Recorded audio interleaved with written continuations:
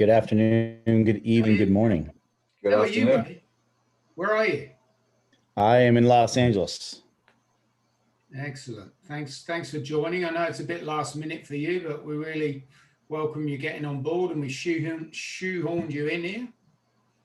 No problem at all. Hopefully everyone is enjoying their Saturday or Sunday, I guess, down in Brisbane. Is that correct, Warren? Yeah, we're now heading 1:30 in the afternoon. So, but the good thing is it's still really raining hard, so I'm not missing too much so far. All right. All right. So that's good. Well, listen, since everyone is obviously focusing on this session on Zoom, we pulled together some of the latest tools that we have in the marketplace for colorists to work remotely. Typically, we have colorists who are working from home these days, as you guys probably know, and headed to the facilities as little as possible. But I'm going to show just some quick examples of some products that we have in the field that are being used today by both post companies and distribution studios that enables that capability. Great. All right. Yeah. And if there are any questions, please shout or drop We'll go something in the chat, and I may field some as we go along, but it's probably the first time people have seen a lot of these things, so we'll see how we go. All right. Hopefully you guys can see that. We can. All right. So, like I said, the whole point here is to give you some examples of what's working in the field, a little bit more technical on how it's set up. This is kind of the backdrop. You guys probably know this very well.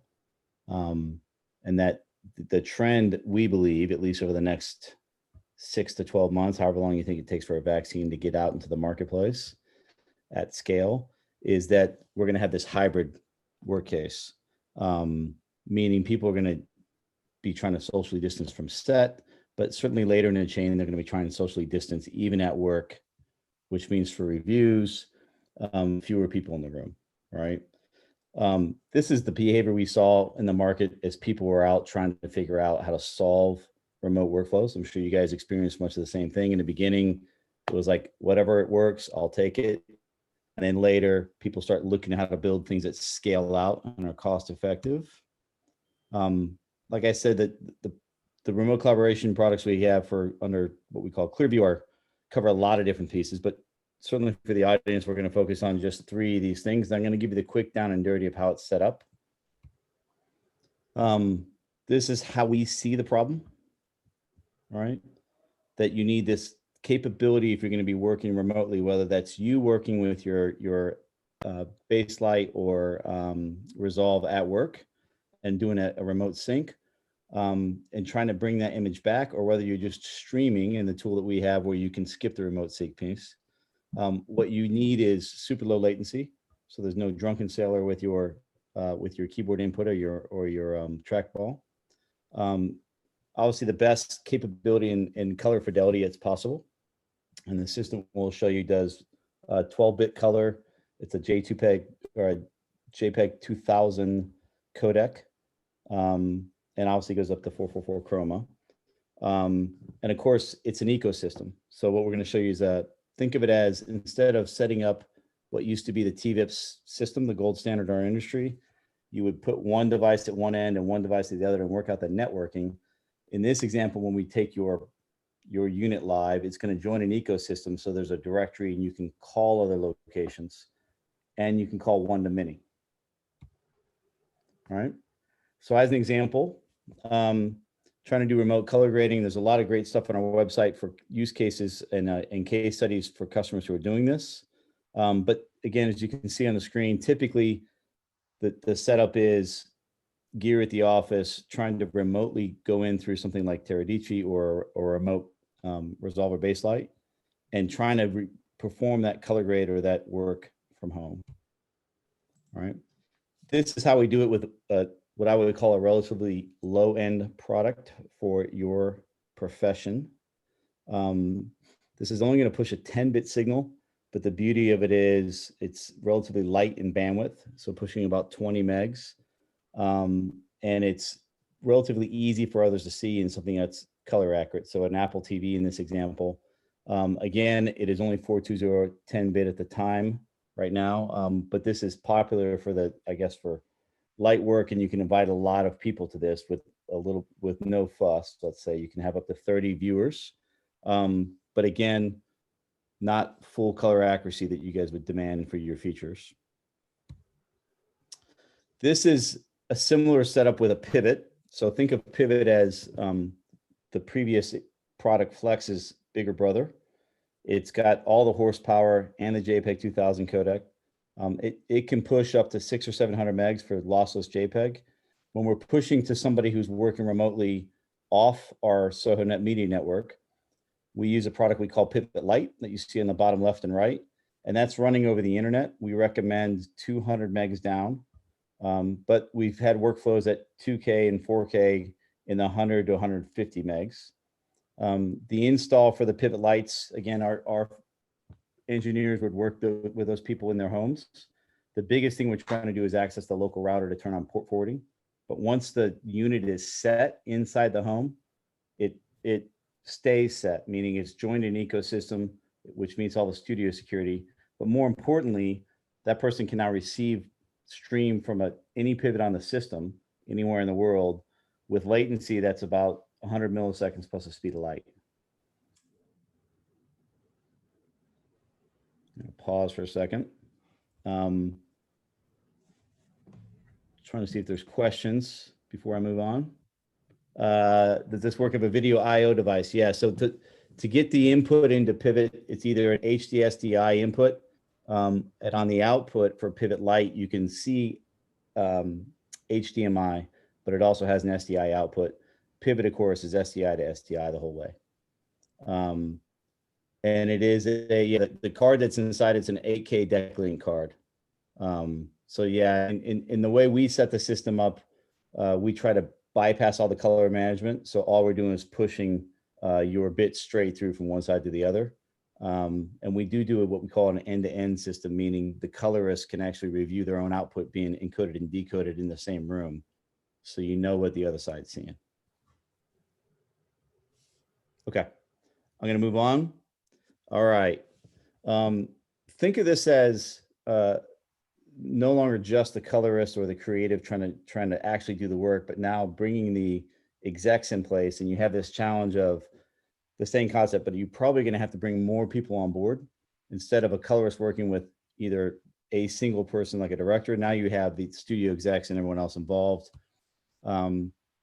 In this example, as we showed before, we'd recommend Pivot Lite for all the reasons that are listed on the screen, but essentially you're going to get 16 channels of full audio, and you're going to get that max bit rate, even though we're going to punch it down to 200 megs for the home use. Okay. In this example, where you can have somebody looking at Pivot Lite, again, it's going to go straight from the device via HDMI into hopefully a color calibrated monitor like an LG CX series or something similar. And again, it does one-to-many. So the person driving the pivot or the session here can invite one, and then halfway through the session, invite a second, third, fifth, seventh, etc. So Chuck, just a second. So that's hardware both ends, is it? Those two boxes? Yeah. There? So the pivot platform requires hardware at the send and the receive. Okay. We had a tier one episodic finish recently that had at 1.7 Pivot Lights attached to it, all doing the DI finishing review from homes, both in Southern California and Northern California. Great. All right. Similar concept. Again, this is with Pivot's little brother, Flexbox. Think of Flex again as this cheap and cheerful. While you're connected to your creative workstation, the other people can view it on their laptop, on an iPad, or on Apple TV. Again, we're pushing in that example just 10-bit color. It is a VP9 codec, so it's much more akin to the streaming world. It will do 5.1 audio through Apple TV, and that's a bonus for people who are doing DI finishing review. What we did for that tier one episodic, we actually had Pivot and Pivot Lite together, and I'll show you that in a second.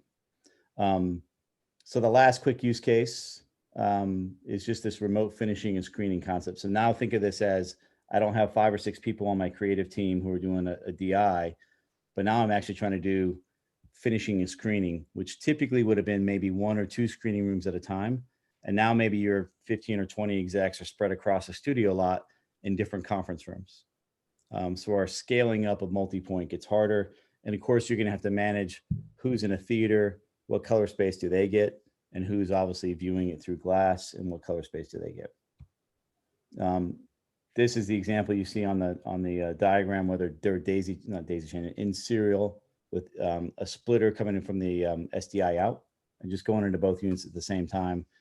The stop and start will be frame accurate. They'll be frame accurate to the viewers. Obviously, they'll be seeing different capabilities depending on what devices they join from. Okay, but it gives you a way to scale out that screening process. And that's it. Certainly happy to go through the any questions that people still have, or just give us a little background on SohoNet, because a lot of people would know SohoNet through really big fast pipe for studios all around the world. right. And I think probably a lot of people think this is like a newer diversion for what you guys are doing. Would I be right? I would say, yeah, we started building software on top of our network in 2015.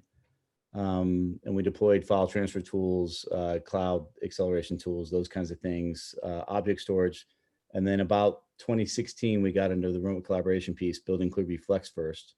And then Pivot actually came out in February of this year.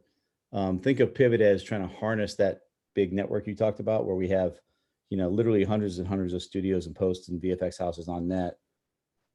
Pivot gives you that ability to push a truly lossless color stream at 700 megs between facilities. And Pivot Lite was no surprise, an innovation that came out of the pandemic. Within the first 2 weeks of the pandemic, we sat down with our customers and said, what do you guys think you need for the next, what we thought was then 6 months, because we were pretty naive. And we just took Pivot, dumbed it down, put it in a quiet chassis. It looks like an Xbox, a gaming chassis, and then gave it an HDMI out, because of course, no one's gonna have SDI in their home. And we got that in the market in about 8 weeks, and had customers using it by June. Cool. So, okay, so the big question is how much? How much? Well, we're actually giving one away in the quiz at the end. But typically, you're going to be in the $1,000 a month range per device. It's a fully managed service, which means whoever's in the chain, whether it's a viewer or an artist, they call our support line. They get direct 24 hours a day support with an engineer who's going to solve the problem. The typical problem we see in a home is home routers. You need to be hardwired in, of course, but the number one thing that happens in a house is people get clever and put clever devices in their network that create problems. Yeah, I can see. Well, there's always going to be that sort of problems. I mean, we have that at the moment, trying to obviously hook up a lot of people. So what is it? A mixture of VFX artists or studios? Is color grading a smaller part of it? More for sharing and VFX, would you say? Yeah, so there was that one slide where we had about 16 use cases on there. I would say Pivot we primarily see when the show is closer to being finished, so from color grading through to finishing. Yeah. And Flex we see much earlier in the cycle. A lot of our Flex boxes are on production sets because it can push at very low bandwidth. And you can have, out of the box 30 viewers. We have people testing up to 60 viewers now. It's a different product, but it's more for when is good enough. Okay. All right. I mean, if you're in a hotel in Tokyo and you're watching a stream with your colleagues in LA, you're living with good enough, right? Yeah. But yeah. Yeah. So yeah, roughly $1,000 a month though. $1,000 a month. Okay. And the Apple TV thing is pretty interesting, but again, dependent on how you have your C9 calibrated, I suppose, is the biggie, isn't it? Correct. Yeah, and it hopefully I'm sure this crowd knows that the Apple TV runs a little bit hot on the white. So we recommend that you calibrate with the Apple TV going through the signal when you do your calibration. Okay. we've had a lot of customers in post houses and studios just deliver a pre-calibrated LG CX series with the Apple TV to the executives or the creative people who are going to be doing the reviews. And that seems to work best. And what we've tried to do with those people is marry the Pivot Lite or the Flex device to make sure it's going to work. So, And iPad Pro, we're seeing a bit of that as a bit of a standard, I think, for reviews. It works okay with that. Yeah, probably 30% of our viewers are either using Apple TV or iPad Pro these days. And it's, to your point, it's you get a much better color look on the newest iPads. Yeah. So, Cool. there is a question in the chat. Yeah, let's have a look. Can you load a calibration LUT on a receiving pivot box? Yes, you can load LUTs. You can run test cards and that kind of stuff. The product is still young in its life cycle, so we have a lot of customers feeding us. I wish you could show this screen test or this pattern or this LUT. I'm happy to have that conversation. And then, can a freelance home studio person use this? Absolutely, yes. We have colorists using it from home. And like I said, when we were doing that episodic, we actually had to ship the device a few weeks ahead of time to because there's a different director on the different episodes, and make sure from a project standpoint, we were seating those in, doing the DI review for a week and then getting them back. But absolutely can be used from a home studio. Thanks a lot, Chuck. That's been great. Thank you for having me. Everyone enjoy the rest of your, I think you have like six hours to go. Oh, no, more than that. No, we've about 18. Mate, this has been easy for me so far. Like, I'm dreading the last 6 hours. It ain't going to be pretty. You're going to need math All to right, get to the 18. thanks. Good luck, guys. Take care. We're going to rock on.